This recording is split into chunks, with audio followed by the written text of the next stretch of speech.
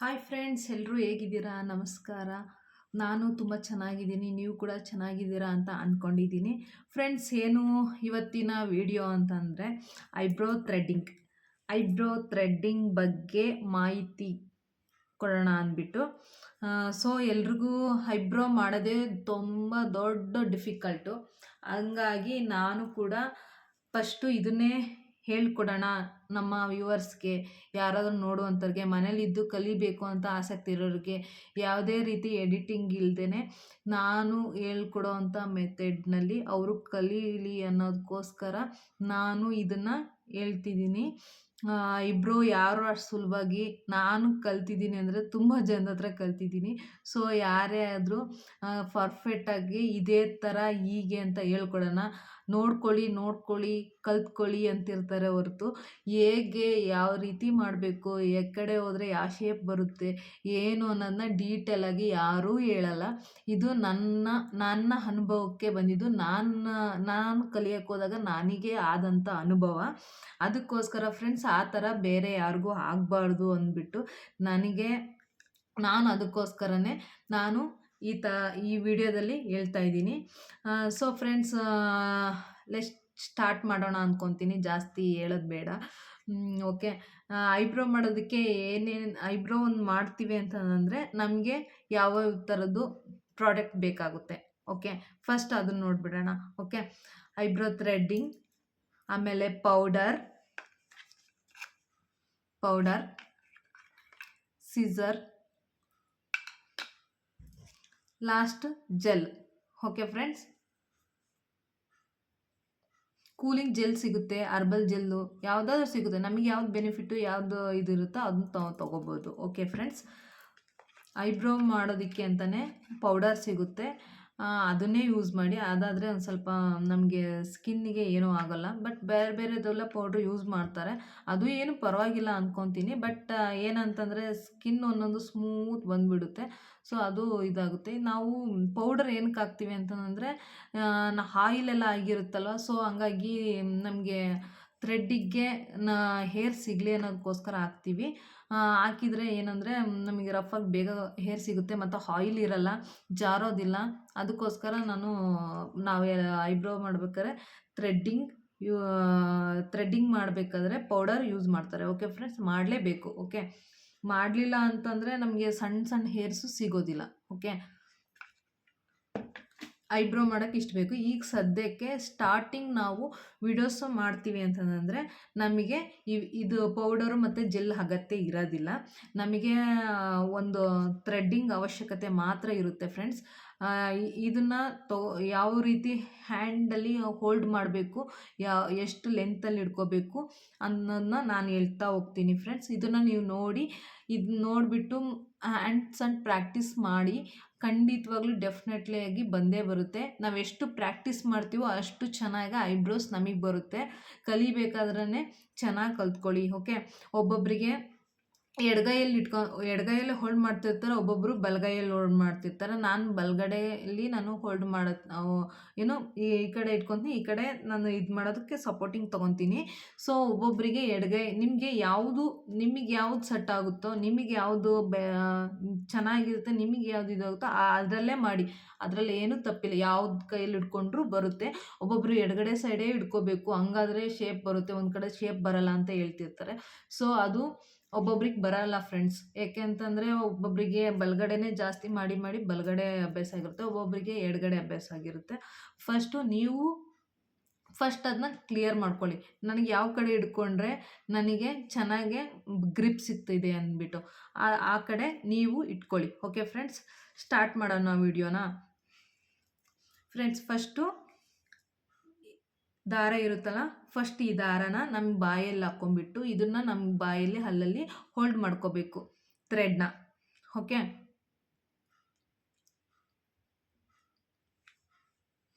ನಾನು ಎಡಗೈಯಲ್ಲಿ ನನ್ನ ಥ್ರೆಡ್ಡಿಂಗ್ ಬಾಕ್ಸ್ ಇರೋ ಒಂದು ಥ್ರೆಡ್ಡಿಂಗ್ನ ನಾನು ಕೈಯಲ್ಲಿ ಇಟ್ಕೊತೀನಿ. ಓಕೆ, ನನಗೆ ಇದೇ ಕಂಫರ್ಟಬಲ್ಲು, ನನಗೆ ಎಡಗೈಯಲ್ಲಿ ಇಟ್ಕೊತೀನಿ. ಒಬ್ಬೊಬ್ಬರಿಗೆ ಎಡಗೈಯಲ್ಲಿ ಇಟ್ಕೊಂಡು ಈ ಥರ ಮಾಡ್ತಾರೆ, ಅದು ನನಗೆ ಕಂಫರ್ಟಬಲ್ ಇಲ್ಲ. ಸೊ ಹಂಗಾಗಿ ನಾನು ಈ ಕಡೆನೇ ಇಟ್ಕೊತೀನಿ. ಓಕೆ, ನಿಮಗೆ ಯಾವ ಕಡೆ ನಿಮಗೆ ಕಂಫರ್ಟಬಲ್ ಅಂತ ಸಿಗುತ್ತೋ ಆ ಕಡೆನೇ ನೀವು ಇಟ್ಕೋಬೋದು. ಓಕೆ ಫ್ರೆಂಡ್ಸ್, ಸ್ಟಾರ್ಟ್ ಮಾಡ್ತೀನಿ. ಈ ಥರ ಬಾಯಲ್ಲಿ ಹೋಲ್ಡ್ ಮಾಡ್ಕೊಳ್ಳಿ ಫಸ್ಟು. ಆಮೇಲೆ ಇಲ್ಲಿದ್ದ ಇಲ್ಲಿಗೆ ಇಷ್ಟು ಲೆಂತ್ ಇರುತ್ತೆ ಗೊತ್ತಾ, ಇಲ್ಲಿ ನಿಮ್ಮ ಅಳತೆ ನೋಡ್ಕೊಂಡು ಇಟ್ಕೊಳ್ರಿ ಸ್ಟಾರ್ಟಿಂಗ್. ಆಮೇಲೆ ಹೋಗ್ತಾ ಹೋಗ್ತಾ ನಿಮಗೆ ಅಭ್ಯಾಸ ಆಗುತ್ತೆ, ಯಾವ ಕಡೆ ಹೇಗೆ ಇಟ್ಕೋಬೇಕು ಅನ್ನೋದು ನಿಮಗೆ ಗೊತ್ತಾಗುತ್ತೆ. ಸ್ಟಾರ್ಟಿಂಗ್ ಒಂದು ಥ್ರೆಡ್ಡಿಂಗ್ ನಾನು ಹಿಡಿತೀನಿ ಅಂತ ಅನ್ನೋರು ಈ ಥರ ಮಾಡ್ಕೋಬೋದು. ಓಕೆ ಫ್ರೆಂಡ್ಸ್, ತಗೊಳ್ಳಿ. ನಾವು ಇದನ್ನು ಬಾಯಲ್ಲಿ ಹೋಲ್ಡ್ ಮಾಡಿದಂಥ ದಾರನ ಬಾಯಲ್ಲಿ ಗಟ್ಟಿಯಾಗಿ ಹಿಡ್ಕೋಬೇಕು. ಓಕೆ, ಅದಾದಮೇಲೆ ನಾವು 3 ಫಿಂಗರ್ಸಿಂದ ದಾರನ ಈ ಕಡೆನ ಹೋಲ್ಡ್ ಮಾಡಬೇಕು. ಇದನ್ನು ಹೋಲ್ಡ್ ಮಾಡಿ ಈ ಥರ ಇಟ್ಕೋಬೇಕು.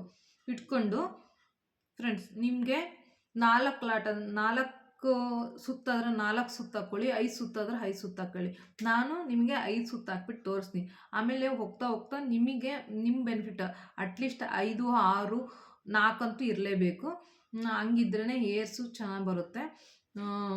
ಫಸ್ಟು ನಾನು 5ರಲ್ಲೇ ತೋರಿಸ್ತೀನಿ ಫ್ರೆಂಡ್ಸ್. ಓಕೆನಾ? ಪ್ರಾಕ್ಟೀಸ್ ಮಾಡೋರು ನೀವು 5, 6 ಹಾಕ್ಕೊಳ್ಳಿ. ಫಸ್ಟ್ ಹ್ಯಾಂಡ್ ಪ್ರಾಕ್ಟೀಸ್ ಮಾಡೋಣ. ಓಕೆ, ನಾವು ಸ್ಟಾರ್ಟಿಂಗ್ ಹಿಡ್ಕೊಂಡಾಗ ಬೆರಳುಗಳು ತುಂಬ ನೋವು ಬರ್ತವೆ ಫ್ರೆಂಡ್ಸ್. ಓಕೆನಾ? ನಾವು ಪ್ರಾಕ್ಟೀಸ್ ಇರಲ್ಲ, ನೋವು ಬರುತ್ತೆ. ಒಂದೊಂದ್ಸರಿ ಒಬ್ರಿಗೆ ಕುಯ್ತಾ ಇರುತ್ತೆ, ಬೆರಳನ್ನ ಕುಯ್ತಾ ಇರುತ್ತೆ ದಾರ. ಯಾಕೆಂದರೆ ಅವರು ಅದನ್ನ ಹ್ಯಾಂಡ್ಲ್ ಮಾಡೋಕ್ಕೆ ಬರ್ತಾ ಇರಲ್ಲ. ಸೊ ಗಟ್ಟಿಯಾಗಿ ಹಿಡ್ಕೊತಾರೆ, ಹಂಗಾಗಿ ಅವು ಕುಯ್ಯುತ್ತೆ. ಓಕೆನಾ? ನೋಡ್ಕೊಂಬಿಟ್ಟು ಕೈ ಕುಯ್ಕೊಳ್ದಂಗೆ ನೀವು ಮಾಡಿ. ಓಕೆ, ಈ ಥರ ಹಿಡ್ಕೊಂಡು 1, 2, 3, 4, 5. ಓಕೆನಾ? ಇದನ್ನು ಈ ಥರ ಮಾಡೋಕ್ಕಿಂತ ಮುಂಚೆ ಈ ದಾರನ ಒಂದು ಸ್ಟೆಪ್ ಮುಂದೆ ಇಟ್ಕೊಂಡು ಹೀಗೆ ಈ ದಾರ ಇಲ್ಲಿ ಹೋಲ್ಡ್ ಆಗಬೇಕು ಕೈಯಲ್ಲಿ. ಒಬ್ಬೊಬ್ಬರು ಈ ಥರ ಇಟ್ಕೊತಾರೆ, ಒಬ್ಬೊಬ್ರು ಹಿಂಗೆ ಇಟ್ಕೊತಾರೆ. ನಿಮಗೆ ಯಾವ ಥರ ಇಟ್ಕೊಂಡ್ರೆ ಒಬ್ಬೊಬ್ಬರು ಹಿಂಗೆ ಫುಲ್ ಇದರಲ್ಲಿ ಹೋಲ್ಡ್ ಮಾಡಿ ಇಟ್ಕೊತಾರೆ. ಓಕೆನಾ? ನಿಮಗೆ ಯಾವ ಥರ ಸೂಟೇಬಲ್ಲೋ ಆ ಥರ ಹೋಲ್ಡ್ ಮಾಡಿ ಗಟ್ಟಿಯಾಗಿ ಇಟ್ಕೊಳ್ಳಿ. ಓಕೆ, ಇಟ್ಕೊಂಡಾದ್ಮೇಲೆ ಈ ದಾರನ ಒಬ್ಬೊಬ್ರು ಹಿಂಗೆ ಮಾಡಿ ಹಿಂಗೆ ಮಾಡ್ತಾರೆ. ಆವಾಗ ದಾರ ಅದು ಸುಮ್ಮನೆ ಸರ್ದಾಡುತ್ತೆ ಫ್ರೆಂಡ್ಸ್. ಅದಕ್ಕೋಸ್ಕರನೇ 2 ಬೆಲ್ಟಿಗೆ ಸುತ್ತಾಕೊಳ್ಳಿ. ಓಕೆ, ಆವಾಗ ಅದು ದಾರ ಎಲ್ಲೂ ಹೋಗಲ್ಲ, ಮಿಸ್ಕೆಡಲ್ಲ, ಮತ್ತು ಎಕ್ಸ್ಟ್ರಾ ದಾರನೂ ಬರ್ತಾ ಇರಲ್ಲ. ಹಾಗಾಗಿ ನಿಮಗೆ ಹೋಲ್ಡ್ ಗಟ್ಟಿಯಾಗಿರುತ್ತೆ. ಓಕೆ, ಅದಾದಮೇಲೆ ನೋಡಿ ಫ್ರೆಂಡ್ಸ್, ಇದನ್ನು ಈ ಬೆರಳು ಈ ದಾರದ ಮೇಲೆ ಇರಲೇಬೇಕು. ಓಕೆನಾ? ಆಮೇಲೆ ಇದು 3 ಬೆರಳಿಂದ, ಒಬ್ಬೊಬ್ರು 2 ಬೆರಳಿಂದ ಮಾಡ್ತಾರೆ, 3 ಬೆರಳು ಯೂಸ್ ಮಾಡ್ತಾರೆ. ಸ್ಟಾರ್ಟಿಂಗಲ್ಲಿ ನಿಮಗೆ ಯಾವ್ದು ಕಂಫರ್ಟಬಲ್ ಅದನ್ನು ಮಾಡ್ಕೊತ ಹೋಗಿ. ಓಕೆನಾ? ಆಮೇಲೆ ಹೋಗ್ತಾ ಹೋಗ್ತಾ 2 ಬೆರಳು ಹೋಗುತ್ತೆ, 1 ಬೆರಳು ಹೋಗುತ್ತೆ. ಓಕೆ, ಅದು ನಾವು ಮಾಡೋ ಮೆಥಡ್ ಮೇಲೆ ಹೋಗುತ್ತೆ. ಈಗ ಫಸ್ಟ್ಗೆ ನಾನು ಮಾಡೋ ಸ್ಟೈಲೇ ನಿಮಗೆ ಇದಾಗಲ್ಲ, ನಿಮ್ಮದೇ ಆದ ಒಂದು ಸ್ಟೈಲ್ ಅದು ಬಂದುಬಿಡುತ್ತೆ. ಓಕೆ, ಈ ಥರ ಹಿಡ್ಕೊಳ್ಳಿ ದಾರನ. ಈ ಥರ ಹಿಡ್ಕೊಂಡು ಫಸ್ಟು ಹ್ಯಾಂಡ್ ಪ್ರಾಕ್ಟೀಸ್ ಮಾಡ್ತಾ ಹೋಗಿ ಫ್ರೆಂಡ್ಸ್. ಹ್ಯಾಂಡು ಪ್ರಾಕ್ಟೀಸ್ ಮಾಡ್ತಾ ಮಾಡ್ತಾ ಮಾಡ್ತಾ ಹೋಗ್ತಿದ್ದಂಗೆ ನಿಮಗೆ ಬೆರಳುಗಳು ಸೆಟ್ ಆಗ್ತವೆ, ಆಮೇಲೆ ಜಾರ್ದಂಗೆ ಆಗುತ್ತೆ. ಇದನ್ನು ಫಸ್ಟು ಹೋಲ್ಡಾಗಿ ಗಟ್ಟಿಯಾಗಿ ಇಟ್ಕೊಳ್ಳಿ. ಇದನ್ನು ಈ ಥರ ಮಾಡಿ, ಈ ಥರ ಮಾಡಬೇಕು, ಇದರಲ್ಲಿ ಹಿಂಗೆ ಎತ್ತಬೇಕು, ಇದರಲ್ಲಿ ಹಿಂಗೆ ಮಾಡಬೇಕು, ಇದನ್ನು ಹಿಂಗೆ ಎತ್ತಬೇಕು. ಓಕೆ, ಇದು ಸ್ಟಾರ್ಟಿಂಗು ನಿಮಗೆ ವರ್ಕ್ ಆಗಲ್ಲ ಅನಿಸುತ್ತೆ. ಆಮೇಲೆ ಇದು ಬಾಯಲ್ಲಿ ನಾವು ಗಟ್ಟಿಯಾಗಿ ಹಿಡ್ಕೊಂಡ್ರೆ ಅದಂಗೆ ಹಿಡ್ಕೋಬೇಕು. ಯಾಕೆಂದರೆ ನಾವು ಕಸ್ಟಮರ್ ಹತ್ರ ಅವ್ರು ಹಿಂಗೆ ಮಲ್ಕೊಂಡಿರ್ತಾರಲ್ಲ, ಆಗ ನಾವು ಇದು ಮಾಡ್ಬೇಕಾರೆ ನಮಗಿದು ಮೂಮೆಂಟ್ ನಮಗೆ ಗೊತ್ತಾಗುತ್ತೆ. ಈಗ ಪ್ರಾಕ್ಟೀಸ್ ಮಾಡೋಕ್ಕಾದ್ರೆ ನಮಗೆ ಮೂಮೆಂಟ್ ಗೊತ್ತಾಗಲ್ಲ. ಓಕೆ, ಸ್ಟ್ರೈಟಾಗಿ ಕುತ್ಕೊಳ್ಳಿ. ಸ್ಟ್ರೈಟಾಗಿ ಕುತ್ಕೊಂಡ್ಬಿಟ್ಟು ಈಗ ಈ ಥರ ಮಾಡಿ, ಹೆಂಗೋ ಕೂತ್ಕೊಂಡು ಯಾವುದಾದ್ರು ಥರ ಹಿಂಗೆ ಮಾಡಬೇಡಿ. ಓಕೆ, ಅದು ಸರಿ ಆಗಲ್ಲ.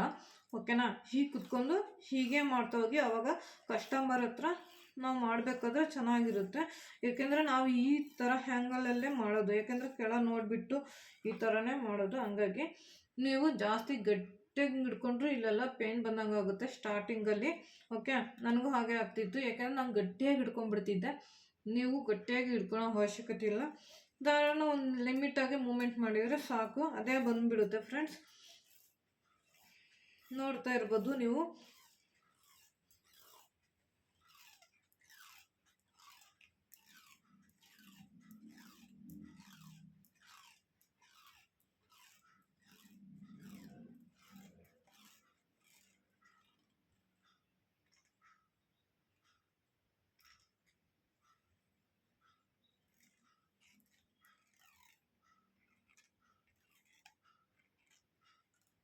ಓಕೆನಾ.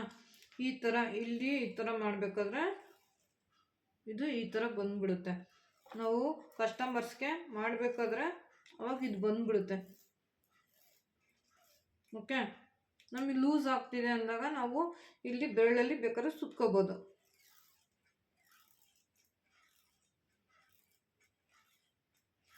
ಈ ಥರ ನೋಡ್ತಿರಲ್ಲ ಫ್ರೆಂಡ್ಸ್, ಈ ಥರನೇ ಮಾಡ್ಕೊತ ಹೋಗಿ. ಆವಾಗ ನಿಮಗೆ ಹ್ಯಾಂಡ್ ಪ್ರಾಕ್ಟೀಸ್ ಆಗುತ್ತೆ. ಪ್ರಾಕ್ಟೀಸ್ ಆದಮೇಲೆ 1 by 1 ನಾನು ನಿಮಗೆ ಹೇಳ್ತಾ ಹೋಗ್ತೀನಿ. ಓಕೆನಾ.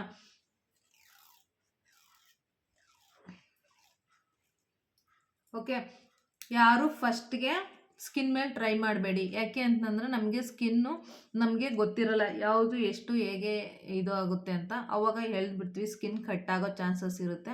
ಅದಕ್ಕೋಸ್ಕರ ಇದನ್ನು ಒಂದು ನೀರಲ್ಲಿ ಡಿಪ್ ಮಾಡಿಬಿಟ್ಟು ತೆಗೆದು ಒಂದು ಸ್ವಲ್ಪ ಯಾವ್ದಾರ ಬಟ್ಟೆಯಲ್ಲಿ ಒರೆಸ್ಕೊಂಡ್ಬಿಟ್ಟು ಕ್ಲೀನಾಗೆ ಆಮೇಲೆ ಇದು ಮಾಡಿ, ಆವಾಗ ಸ್ಕಿನ್ನು ಔಟ್ ಆಗಲ್ಲ. ಓಕೆನಾ, ಸ್ಕಿನ್ ಕಟ್ ಆಗೋದಿಲ್ಲ. ಓಕೆ, ಅದಾದಮೇಲೆ ನೀವು ಕೈ ಕೂಡ ಕಟ್ಟಾಗಲ್ಲ, ಅಷ್ಟೊಂದು ಕೊರೆಯೋದು ಇಲ್ಲ. ನೀವು ಇದನ್ನೇ ಹೀಗೆ ಡೈರೆಕ್ಟ್ಲಿ ನೀವು ಶಾಪಿಂದ ತಗೊಂಬಂದು ಇನ್ಬಾಕ್ಸ್ ಮಾಡಿಬಿಟ್ಟು ನೀವು ಹಾಗೇ ಯೂಸ್ ಮಾಡೋಕತ್ತಿದೆ ಅಂದರೆ ಕೈ ಜಾಸ್ತಿ ಕುಯ್ಯುತ್ತೆ. ಅದನ್ನೇ ನೀವು ನೀರೊಳಗೆ ಒಂದು 2 ಸರಿ ಡಿಪ್ ಮಾಡಿ ಒಂದು ಬಟ್ಟೆಯಲ್ಲಿ ಒರೆಸ್ಕೊಂಡ್ಬಿಟ್ಟು ನೀವು ಇದನ್ನ ಥ್ರೆಡ್ಡಿಂಗ್ ಸ್ಟಾರ್ಟ್ ಮಾಡಿ, ನಿಮ್ಮ ಕೈ ಕುಯ್ಯಲ್ಲ. ಓಕೆನಾ ಫ್ರೆಂಡ್ಸ್, ಇಷ್ಟನ್ನ ನೀವು ಹಾಗೆ ಬೆರಳಲ್ಲಿ ಪ್ರಾಕ್ಟೀಸ್ ಮಾಡ್ತಾ ಹೋಗ್ರಿ.